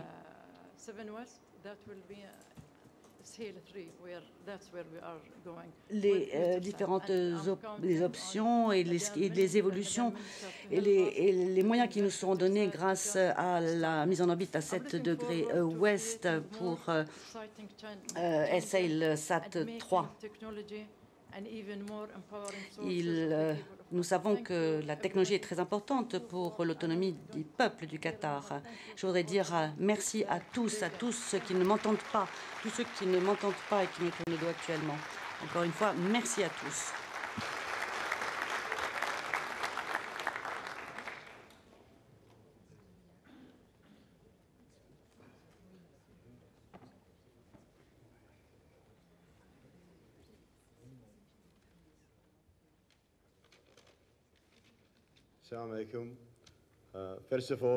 Bonsoir. Tout d'abord, permettez-moi de prononcer quelques mots en arabe. بدون جهودكم ما راح يتحقق وبدون جيتكم ودعمكم هني هذه نفتخر فيها كلنا. So, Your Excellency, Ms. Nicole Brick, Your Excellency, Dr. Madame la ministre, Madame les ministres, Mesdames, Messieurs, chers collègues, avec le lancement réussi d'SL1, je suis très heureux par avance de savoir que nous allons répondre aux besoins de notre premier actionnaire. Unlike any of the already established satellite regional operator, nous heurtions en effet un double défi. Il s'agissait pour nous de bâtir ce partenariat avec SSL, avec Eutelsat et avec Arianespace pour parvenir au résultat d'aujourd'hui, mais il nous fallait également les compétences nécessaires pour construire à partir de rien notre entreprise SLSat. Et c'est dans ce contexte que vous pourrez prendre la mesure du défi auquel nous étions confrontés.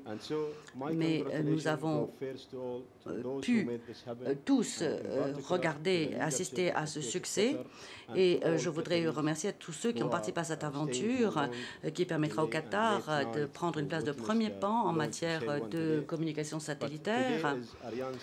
Aujourd'hui, c'est le jour d'Ariane Espace. Merci Stéphane, merci à toutes vos équipes. SailSat nous permettra de répondre à la demande tout de suite et c'est un premier jalon, un premier pas dans le développement par rapport au développement de SailSat. Nous avons une vision très ambitieuse. Nous avons déjà commencé à travailler sur les satellites suivants. Un pour le 26 degrés Est, pour desservir notamment la région de la MENA et de l'Afrique de l'Est. Nous attendons un déploiement réussi de notre satellite et nous souhaitons remercier et féliciter sans aucune réserve SS Loral. constructeur de notre satellite. Nous sommes prêts pour la prochaine possibilité, occasion de travailler ensemble afin d'explorer et d'étudier toutes les possibilités qui pourraient se présenter. Merci encore une fois à tous. Je vous souhaite une très bonne soirée et je remercie tous ceux qui ont contribué à la réussite de ce soir. Merci.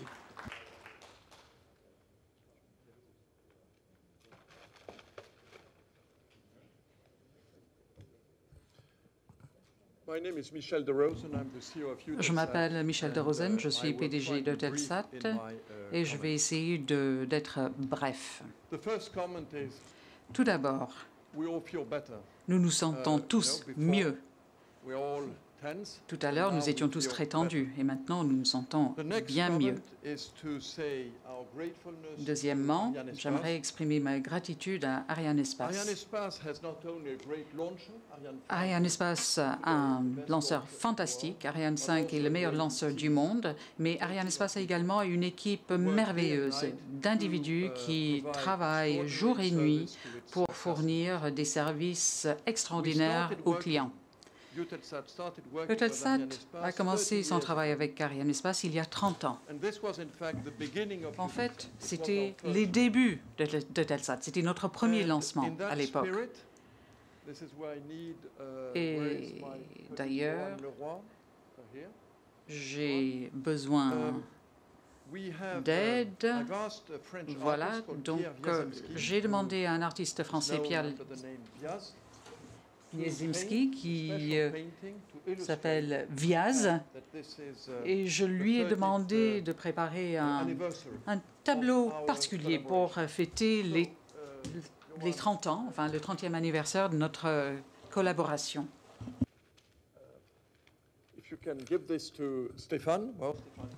Voilà, pour Stéphane. Alors, ces cadeaux sont numérotés. Stéphane, le numéro, c'est pour vous. Le numéro 2, c'est pour le docteur Al-Jaber. Le numéro 3, c'est pour Madame Brick.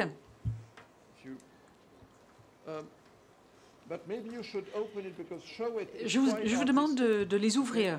Comme ça, tout le monde va pouvoir regarder. C'est intéressant du point de vue artistique. Et il y a une protection. Donc, cela ne craint rien. Et puis, il y avait autre chose que je souhaitais vous dire. Donc, montrez, je ne sais pas si on peut montrer devant la caméra. Vous voyez le lanceur, et en haut, il y a comme un bouquet de satellites. C'est la vision artistique non seulement du lanceur, mais de la poursuite des activités de lancement sur la base d'une coopération de longue durée. J'aimerais dire quelque chose à Stéphane. Stéphane est PDG d'Arianespace seulement depuis quelques mois. Il succède à Jean-Yves Le Gall, qui est très connu et très respecté, qui est maintenant directeur du CNES. J'étais vraiment très impressionné parce que Stéphane, auparavant, travaillait pour le gouvernement français. Et en tant que Français, je me permets de le dire, les Français ont parfois la réputation d'être arrogants. Parfois, c'est vrai. Mais Stéphane n'est pas arrogant. La première chose qu'il a faite lorsqu'il est devenu PDG d'Arianespace était de rendre visite à ses clients, nous, les autres clients, nous écouter, nous demander ce qu'on voulait. Donc, il a fait preuve de la bonne attitude. Et je suis sûr que vous aurez autant de succès en tant que nouveau roi d'Arianespace que votre prédécesseur pendant une longue période. Dr Al-Jaber, Dr Hesse, Excellence, nous avons démarré notre collaboration il y a quelques années suite à de longues négociations. À la fin des négociations, lorsqu'on a signé le contrat, je me suis dit, ça y est, c'est fini. Mais non, ce n'était pas la fin, parce que vous avez tout de suite dit que vous en vouliez plus que ce qu'il y avait dans le contrat. Vous vouliez que l'on s'étende aussi à 7 degrés ouest.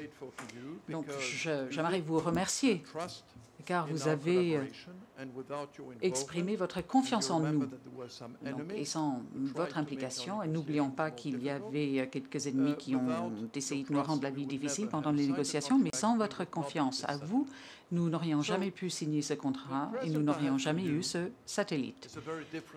J'ai donc un autre cadeau pour vous, en plus du tableau. Les Américains prétendent être les premiers à avoir marché sur la Lune. Mais en fait, c'était un Européen qui a été le premier sur la Lune. C'était Tintin.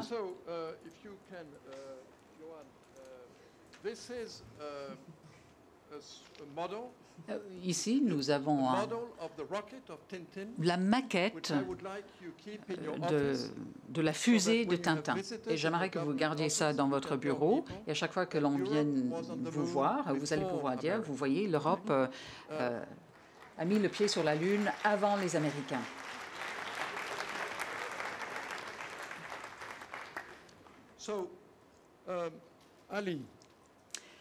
Ali, j'aimerais également vous remercier car vous avez fait preuve d'énormément de patience avec Eutelsat. Nous avons beaucoup de respect pour vous. Vous avez beaucoup d'énergie, énormément d'intelligence. Vous êtes un leader naturel et nous sommes convaincus, je suis convaincu, que vous allez faire en sorte que votre nouvelle société qatari atteigne les plus hautes sphères d'activité et de la réussite. Donc, j'ai pour vous deux cadeaux spéciaux. Il y en a un que je vais vous donner pendant le dîner ce soir. Nous avons consulté les autorités internationales appropriées si on pouvait dédier une étoile à Eutelsat. Donc, il y a maintenant une étoile dédiée à Eutelsat au Qatar. Et je vais vous offrir le document, le certificat. Et c'est un très bon symbole de ce que vous êtes en train de faire maintenant. Le Qatar va dans l'espace. Il y a un deuxième cadeau que nous allons vous offrir maintenant, c'est la version anglaise des mémoires du général de Gaulle. C'est ce qu'il a écrit sur la Deuxième Guerre mondiale, quand il était tout d'abord tout seul à Londres, et ensuite il a été entouré de quelques autres personnes, mais pendant toute cette période, il s'est trouvé face à énormément de défis, et il n'a jamais renoncé. Et c'est comme vous.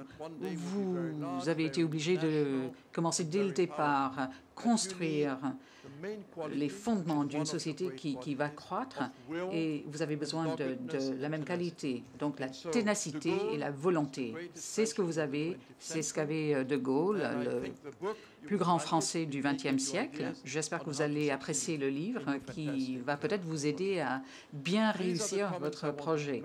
Voilà donc ce que je voulais vous dire. Et je dis encore une fois à Arianespace et au CNES, merci. Et à Tintin, je dis félicitations.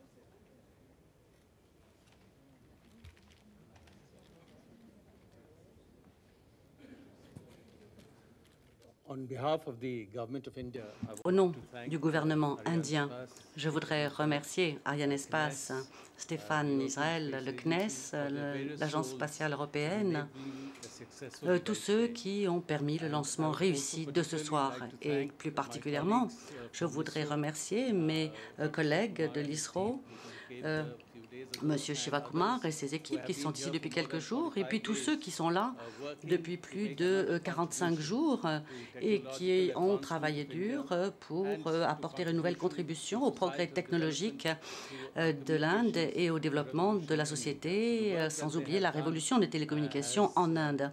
Le travail qu'ils ont accompli au service du gouvernement et du peuple indien doit être mis en exergue. C'est l'occasion également de réfléchir, de faire le point sur ce partenariat stratégique entre la France et l'Inde. Comme cela a été dit, nous sommes des partenaires depuis plus de 30 ans maintenant. nous lançons nos satellites à partir de Kourou. Nous avons également lancé ensemble des satellites communs. Lancement de satellites également à partir de l'Inde. Donc c'est dans ce contexte très large que s'inscrit notre coopération. Et je voudrais remercier Madame Brick, ministre du Commerce extérieur, de tous les efforts qu'elle a déployés pour renforcer la coopération entre nos deux pays. Je saisis également cette occasion pour féliciter le gouvernement du Qatar de cette prouesse technique. Je forme les meilleurs vœux de succès pour leur avenir. Merci de votre attention.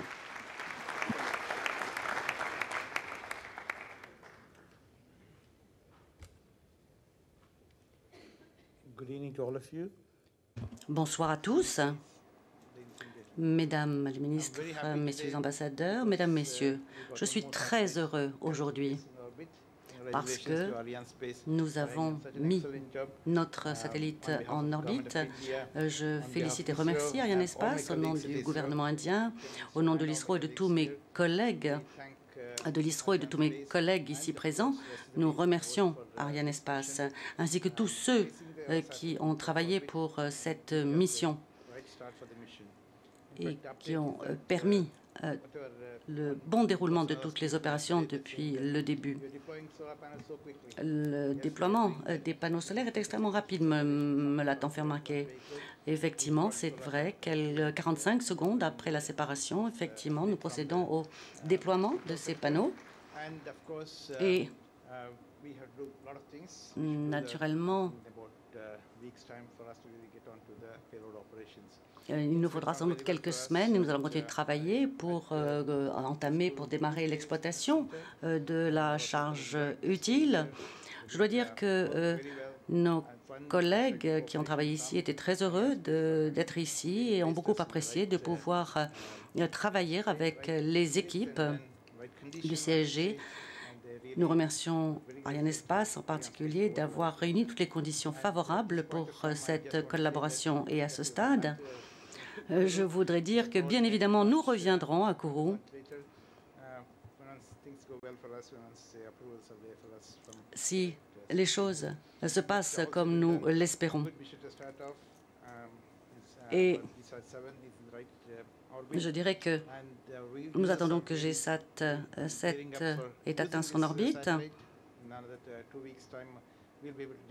Et dans 2 semaines, nous devrons être capables d'annoncer que la charge utile est opérationnelle.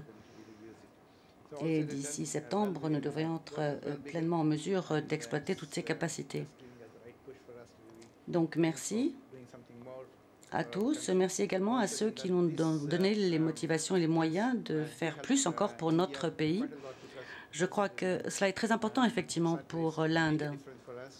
Les satellites et les communications satellitaires sont extrêmement importantes pour nous et pour notre société.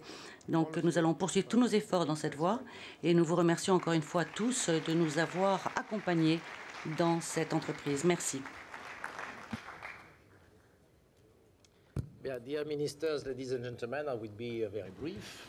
Mesdames les ministres, mesdames et messieurs, je serai bref. Tout d'abord, j'aimerais remercier tous nos clients. Nous sommes fiers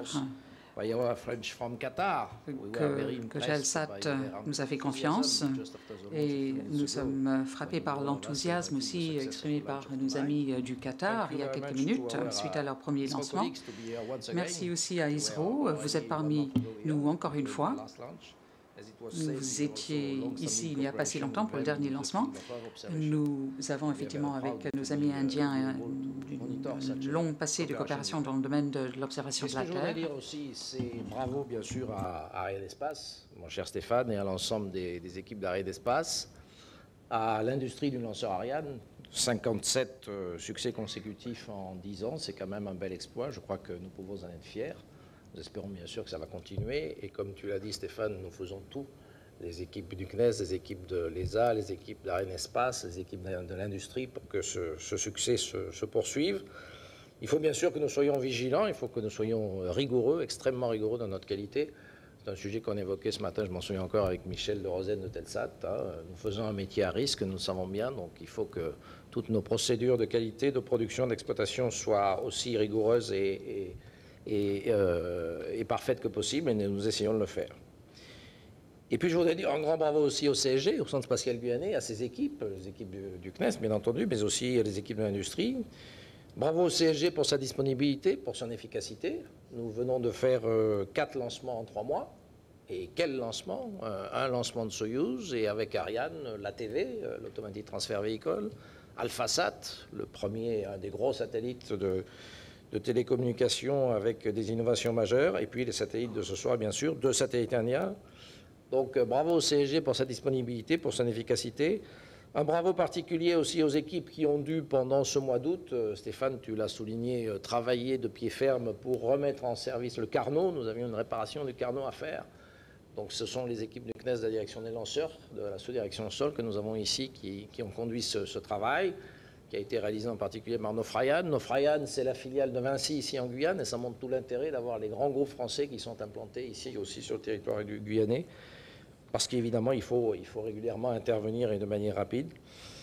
Et puis enfin, merci Madame la Ministre d'être là, Madame la Ministre Nicole Bricq, Ministre du Commerce extérieur français. Merci d'être là avec nous.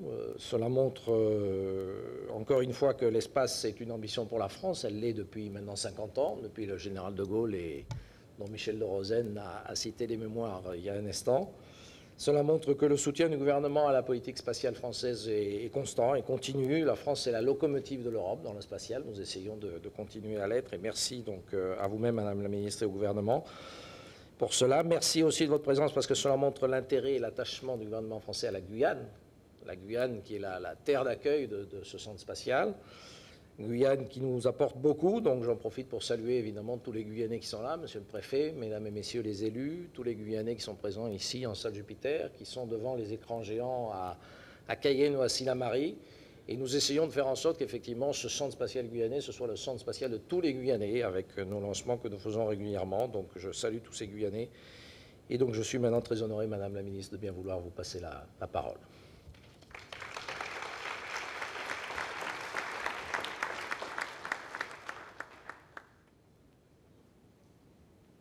Madame la ministre Al-Jaber, Monsieur l'ambassadeur d'Inde, Monsieur l'ambassadeur du Qatar, Messieurs les parlementaires, Madame la parlementaire, Messieurs et Mesdames les élus régionaux,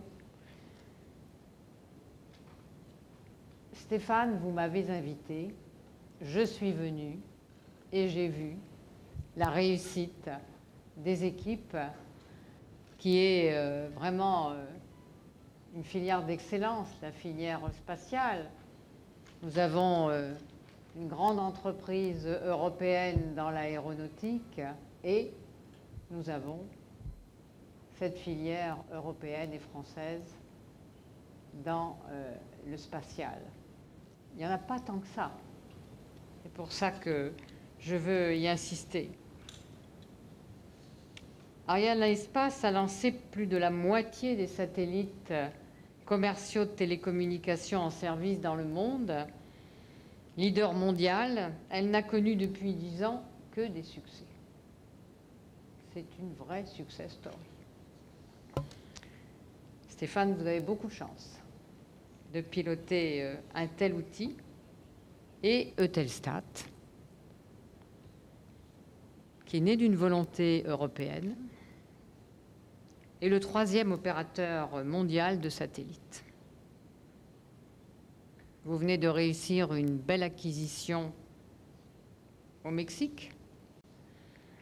Je veux aussi rappeler, même s'ils ne sont pas associés au lancement de ce soir, que nos 2 constructeurs, Astrium, que j'ai visité à Madrid à la fin de l'année dernière, et Thales Aliena Space pèsent 20% du marché mondial. Madame la ministre, messieurs les ambassadeurs, vous voyez que vos satellites sont dans de très bonnes mains, des mains sûres et performantes. Je voudrais dire et particulièrement ce soir aux Guyanais et Guyanaises qui sont ici, que pour nous, la filière spatiale, c'est une source d'emplois. 12 000 emplois en France, donc 1500 emplois directs en Guyane. Elle réalise 50% de son chiffre d'affaires à l'export et présente un excédent commercial de 1 milliard d'euros en 2012. Autant dire l'attachement que nous portons à cette filière. Alors, ce qui m'apparaît important, et je l'ai senti dans les interventions qui se sont succédées avant moi, c'est que cette réussite, elle est le fruit d'une relation de confiance avec les clients, et quelquefois même, si j'ai bien compris, d'amitié. Arianespace a lancé la totalité de 17 satellites commerciaux de l'Inde dans le cadre d'un partenariat exemplaire avec l'ISRO, qui s'impose, cet ISRO, comme un des grands acteurs mondiaux du spatial. Aujourd'hui, Madame la Ministre, Monsieur l'Ambassadeur, chers amis qataris, c'est une grande fierté pour moi qu'Arianespace lance le premier satellite commercial du Qatar. Et j'ai vu que vous-même, tout à l'heure, avec vos télévisions, vous étiez très heureux de ce lancement. Et je voudrais particulièrement saluer cette réussite. Je suis allée 2 fois dans votre pays, dont la dernière avec le président de la République. Je ne doute pas qu'il ait suivi avec attention cette réussite. Et vous l'avez rappelé, je vous cherchais, que le gouvernement apporte tout son soutien à cette filière, que ce soit à la recherche et au développement, conduit par le CNES. Et vous savez que le plan d'investissement d'avenir qui va être rechargé apportera un supplément de financement à cette recherche et à ce développement. Et au travers, vous l'avez rappelé, je vous en remercie, de l'assurance crédit apportée par la COFAS, à hauteur, je veux le souligner, de 5 milliards d'euros. Et c'est vrai que la filière spatiale, c'est le 3e utilisateur après l'aéronautique et la défense de l'assurance crédit. Alors, ce soutien, il est récompensé puisque les entreprises de la filière ont engagé cet été des succès à Abu Dhabi, en Russie, au Brésil. Et ce grand voisin de la Guyane devient un partenaire privilégié du programme spatial. Le lancement de ce soir conclut une phase estivale formidable, puisque les entreprises françaises ont été brillantes, vous l'avez rappelé. Et je voudrais dire que ces entreprises, elles incarnent la force de la France, sa capacité d'innovation, sa capacité à développer des programmes. Et je veux saluer tous les ingénieurs qui sont là ce soir, attentifs. Et encore une fois, je sais que ça fait 215 fois, c'est ça? Bon, alors on pourrait être blasé, mais je pense que un tel lancement doit, dans cette saga de succès, apporter toute la magie nécessaire. Finalement, c'est encore une frontière, l'espace. Il n'y en a plus tant que ça. Donc, je voudrais dire que cette capacité d'innovation, d'ingénierie, de mobilisation pour des projets, c'est la France, ça. Et il faut le dire, en français comme en anglais. J'ai apprécié du reste votre humour. C'est vrai que nous avons Tintin. Et la fusée qui vous a été offerte, je le disais à mes voisins, je l'ai offerte à un de mes petits-fils. Parce qu'elle existe en plusieurs modèles. Il y a même des très grands modèles. Alors, avec cette réussite, je veux dire, pour conclure, vive Ariane, Vive l'Inde, vive le Qatar, vive l'ambition européenne pour l'espace et vive la France.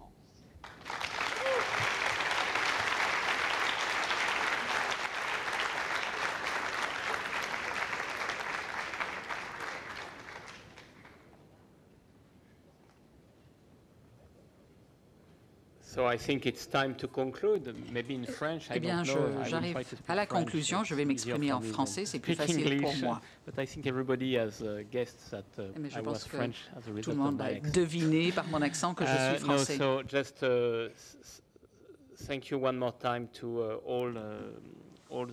Merci encore une fois à tous nos invités qui sont parmi nous ce soir. C'est vraiment un honneur pour nous de vous voir, les ministres, les ambassadeurs et tout le monde. Mais comme on dit, tout doit continuer et prochaine étape, Soyuz en Guyane, fin septembre pour O3B. Et c'est pour la connectivité Internet pour les populations qui vivent près de l'équateur. Et un peu plus tard, cette année, pour novembre, il y aura un lancement ESA avec Gaia, un satellite très important pour l'exploration spatiale. Donc, merci beaucoup, Madame la Ministre. Merci, Madame la Ministre. Merci à vous tous et passez une très bonne soirée. Merci beaucoup.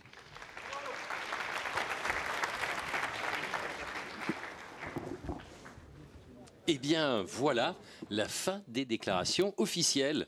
Alors, il y en avait beaucoup, mais c'était une soirée pas comme les autres, finalement, où l'atmosphère ici a été très bon enfant, mais tout le monde s'y est mis. Ça a été un peu la pagaille, mais de manière très sympathique. On revoit ce lancement. C'était tout à l'heure, il y a maintenant pratiquement, je ne sais pas, 1h30, je ne sais pas, voilà. On va dire tout de suite, eh bien, merci à toutes les personnes qui ont rendu possible cette vidéotransmission. François Guérat, notre réalisateur, toute l'équipe de Guyane Première. Et puis, merci à toi, Eric, c'était très sympathique. Merci également, Pierre. Merci aussi à Anne-Marie Hernandez qui a supervisé toute cette vidéotransmission. Et bien voilà, on se retrouvera très bientôt pour le prochain lancement. Stéphane Israël vient de l'annoncer, ce sera fin septembre avec un lanceur Soyuz. Oui, tout à fait. Merci à tous de nous avoir suivis. À très bientôt. Au revoir à tous.